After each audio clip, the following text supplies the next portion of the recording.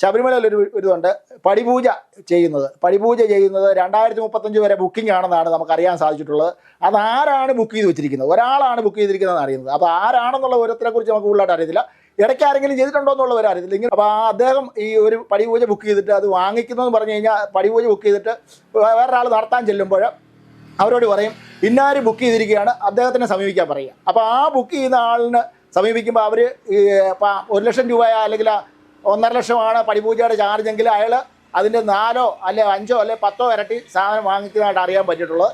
അപ്പോൾ അതുകൊണ്ട് ആ ഒരു വിവരവും കൂടെ ഈ അന്വേഷണ പരിധി വരണമെന്നുള്ളതാണ് എൻ്റെ ഒരു ആഗ്രഹം. കാരണം ഇത് പിന്നെ ഈ തങ്കയങ്കി എന്ന് പറയുന്ന സാധനം കൊണ്ടുപോകുന്നത് മാത്രമേ നമ്മൾ കണ്ടിട്ടുള്ളൂ.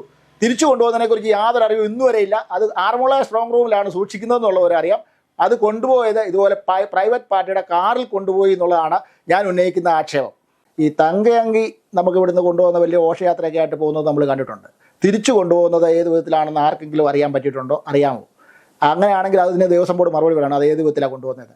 അപ്പോൾ 2019 ജനുവരി മാസം 21-ാം തീയതി, അതായത് നട അടച്ച് തിരുവാഭരണം തിരിച്ചിറങ്ങി പോകുന്ന സമയത്ത് ഞാൻ യാദൃച്ഛികമായിട്ട് തിരുവാഭരണം ഈ MBDയുടെ അതായത് എലവങ്കൽ കൊണ്ട് താത്തു വെക്കുകയും അതവിടെ പ്രദർശിപ്പിക്കുകയും ചെയ്യുന്ന ഒരു സാഹചര്യമുണ്ട്. അത് കാണാൻ വേണ്ടിയിട്ട് പോകുന്ന വഴിക്ക് എനിക്കുണ്ടായ ഒരു അനുഭവമാണ്. അല്ലെ, ഞാൻ എൻ്റെ കണ്ണിൽ ബോധ്യപ്പെട്ട ഒരു ചരിത്രമാണ് ഞാനിപ്പോൾ പറയാൻ പോകുന്നത്. ഞാൻ ഒരു അയ്യപ്പ ഭക്തനാണ്. ഞാൻ നിലയ്ക്കൽ എന്ന് പറയുന്ന സ്ഥലത്തൂടെ യാത്ര ചെയ്യുന്ന സമയത്ത് ഒരു കാറ് ആ നിലയ്ക്കൽ വിശ്വഭവൻ ഹോട്ടലിൻ്റെ വാതിൽക്കൽ കിടക്കുന്നത് കണ്ടു കഴിഞ്ഞപ്പോൾ ഞാൻ അവിടെ വണ്ടി നിർത്തി. അപ്പോൾ ഇതെന്തോ, അപ്പം എനിക്ക് ഈ കാറ് പരിചയമുള്ളതായിരുന്നതുകൊണ്ടും ഞാനിതിനു മുമ്പ് ഈ കാറ് കണ്ടിട്ടുള്ളത് കൊണ്ടും ഇന്നാരുടെ ആണെന്ന് എനിക്കറിയാവുന്നതുകൊണ്ട് ഞാനിതിനെ സമീപിക്കുകയും അവിടെ നിൽക്കുമ്പോൾ ഇതിനകത്തൊരു പെട്ടി ഇരിക്കുന്നത് കണ്ടു.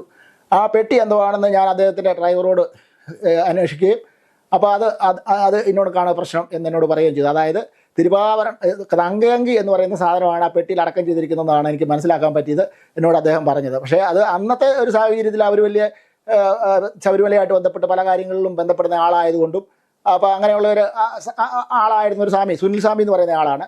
അദ്ദേഹത്തിൻ്റെ കാറാണ് ഈ പറഞ്ഞ കാറ്.